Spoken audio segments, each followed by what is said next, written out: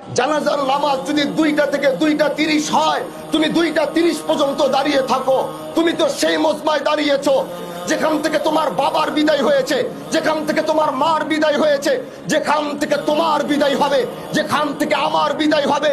একটু দাঁড়াও, পৃথিবীর এই বাস্তবতাটাকে চিন্তা করো যে পৃথিবী আমার না, এই আকাশ আমার না, এই জমিন আমার না, এই পৃথিবীর মাটি আমার না। আমার এখান থেকে যেতে হবে। এখানে দাঁড়ালেই তুমি মৃত্যুর কথা স্মরণ করতে পারবা।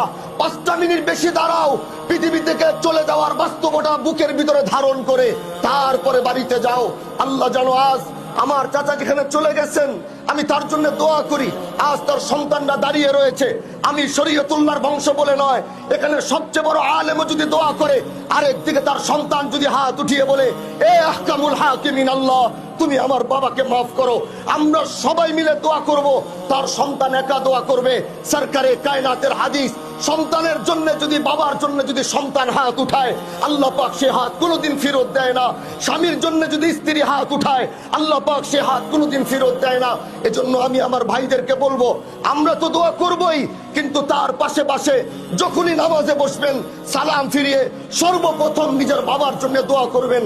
আল্লাহ যেন তাকে জান্নাতের আলা মাকাম নসিব করে, তার কবরের আযাব যেন আল্লাহ পাক মাফ করে দেয়, সন্তান পরিবারকে সবরে জামিল যেন দান করে।